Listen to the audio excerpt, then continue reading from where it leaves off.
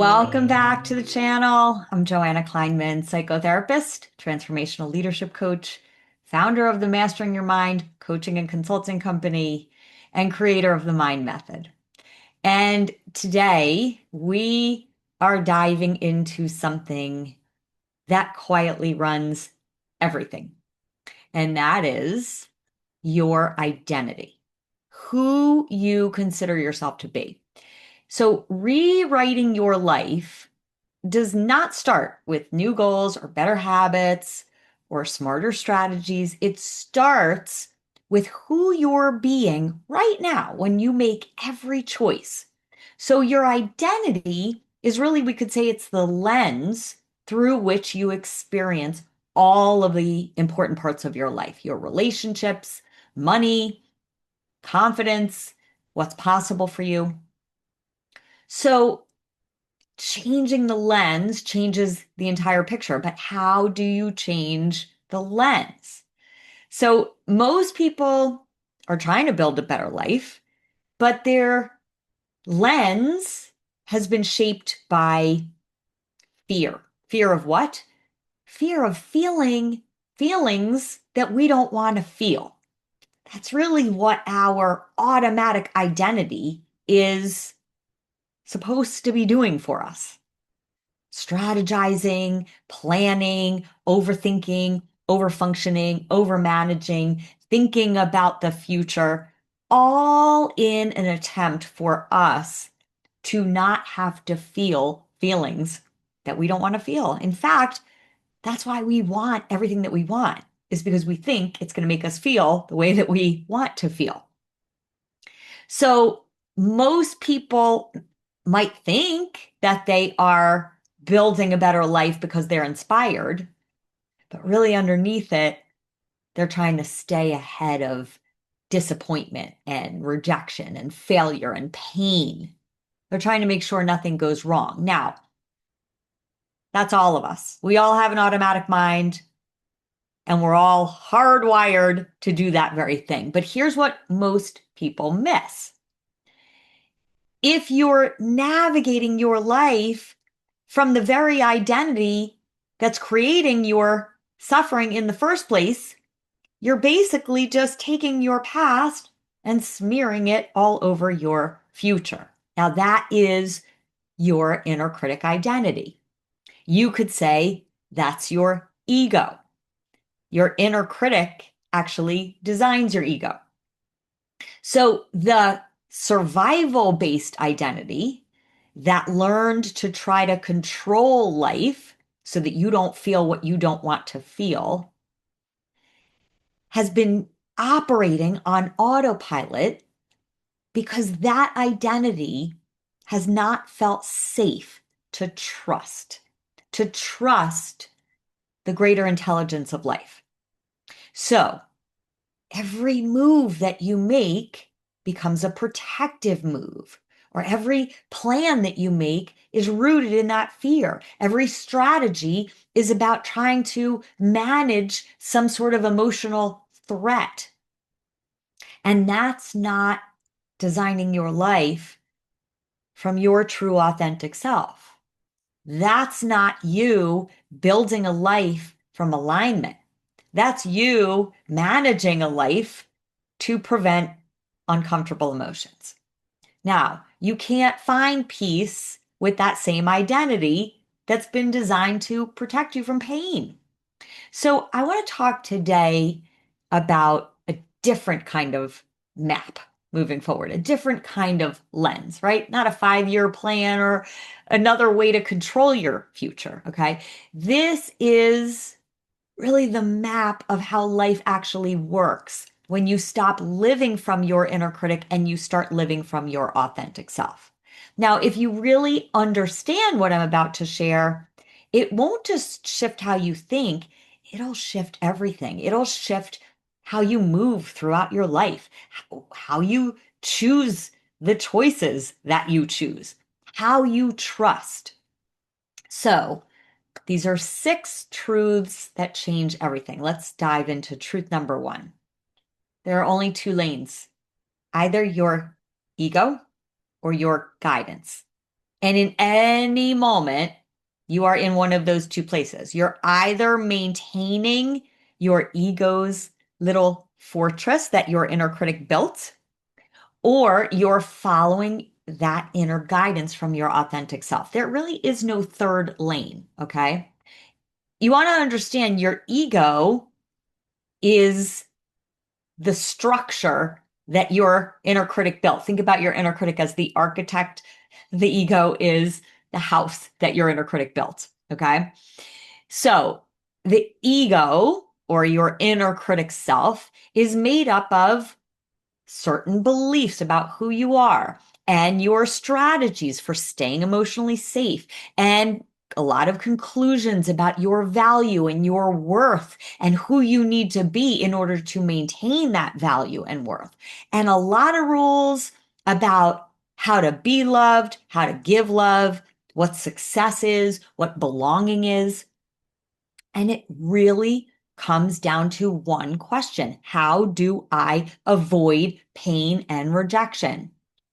So that old identity is really a nervous system based identity that is constantly trying to figure out answers to the questions. How do I stay in control? How do I avoid being hurt? How do I make sure I'm enough? Now, we all have that self and it's never going anywhere. I still have it every day. But when you know the difference between that old conditioned self and who you really are, life goes in an entirely different direction because your authentic self doesn't operate the way your old self does. It doesn't need protection. It doesn't live in fear. Now, right? So there's nothing wrong with this old identity. In fact, it means our system adapted brilliantly. Okay. It just doesn't mean it needs to run our life anymore. Okay. So that inner critic identity lives in either the past, which is dead, or lives in the future, which is only in our imagination. So our guidance only lives right now. So if you continue to live in that old identity, you need proof, you need logic, you need reassurance, you need control because you're not in trust, right? That old identity lives in what if? What if something goes wrong? I need to be sure. I need to prepare for the shoe that's going to drop in my life. I need to be prepared just in case. And, honestly, I still catch myself in this every day. My inner critic still wants control, but the difference is now I see it. And when I see it, I can unhook in that moment. So your authentic self just knows. It's not a loud knowing, it's not a dramatic knowing. It's just a quiet, clean certainty.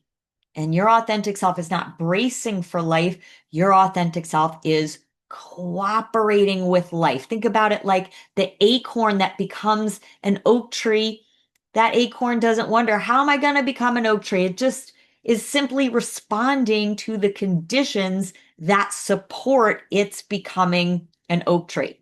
So when you stop interrupting that same intelligence that's guiding your life starts pulling you instead of you forcing it. Truth number two, your body is the language of that guidance. So your nervous system reads reality faster than your thinking mind ever can. So before thought, there's a sensation. Now, we can talk about mind, body, spirit coherence. Coherence is when your body, your brain, and your energy are all in agreement with one another. Okay. And what that feels like in your body is openness, expansion, aliveness. Now, incoherence feels tight, heavy, draining. That's intuition when you are in coherence. Okay. It's also intuition when you are incoherence if you're listening to your body, right? And that's not emotional. That's actually neurological. So when a thought lands in your body and it feels open and expansive and full of possibility, you act. When something just doesn't sit right with you, right? It might even look good on paper. It might be a good idea, but your body is tense when you're thinking about that. That's when you pause. So the moment that you demand proof of life to show you that everything's going to be okay, you shift back into your inner critic self. When you're listening to that guidance, that's just a signal of what's right in front of you as the very next step. You don't need an explanation. You just move to that step that feels expansive. Number 3, intuition is practical. It's not mystical. It's not this big experience, okay? Intuition lives in all of us and it's already working in you. It shows up in what you choose to buy. It shows up in who you text. It shows up in those times where you've waited. And it's showed up in those times where you are taking action. So you build trust in your intuition. And how do you do that? How do you build that trust in following your intuition? Through repetition, through very small decisions where you're leaning into your intuition. Those daily moments, okay? It's not like this big epiphany. Each time you listen and you see that life responds to that inner knowing, your brain rewires itself towards trust. And that is just a muscle that you've got to keep repeating, repeating, repeating to build that sense of trust. Number 4, the problem has never been you. The problem is the programming. Now, this is the N step of the mind method, neutralize the never-ending message. This is where the programming is really important.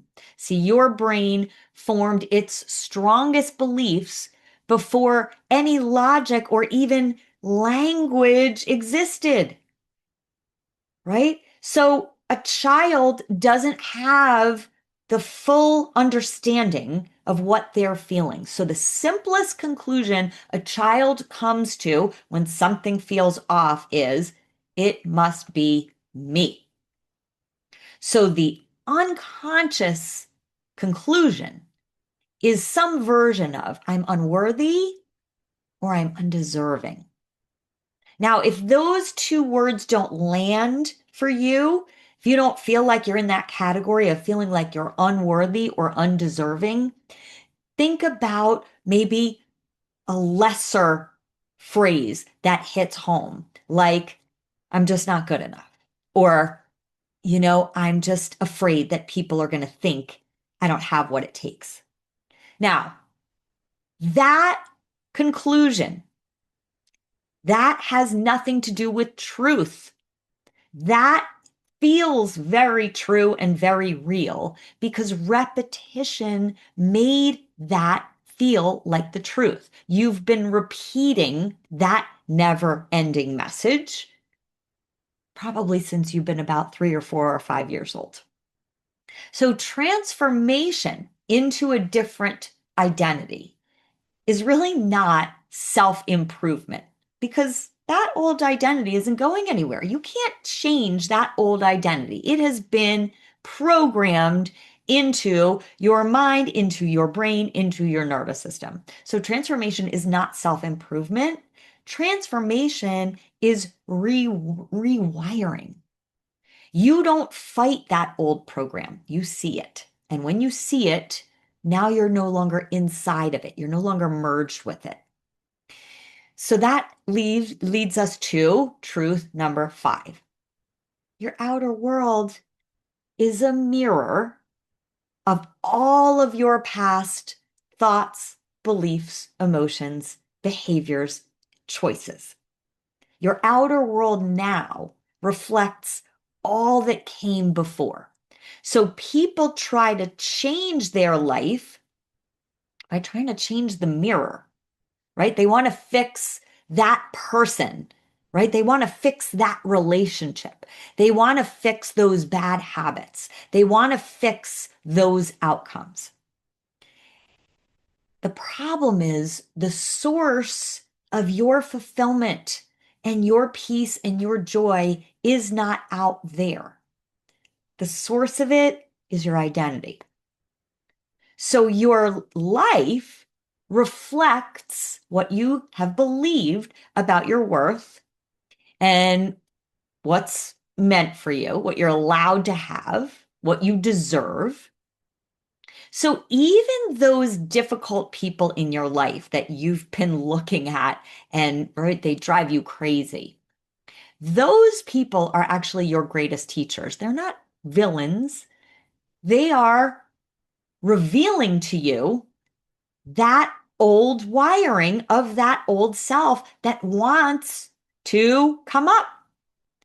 So once you see that it's your old wiring that's being triggered by this person, triggered by this circumstance, it's your old wiring. And once you see that, once it's conscious, you're no longer just merged with that old self. You're no longer reacting from that old self.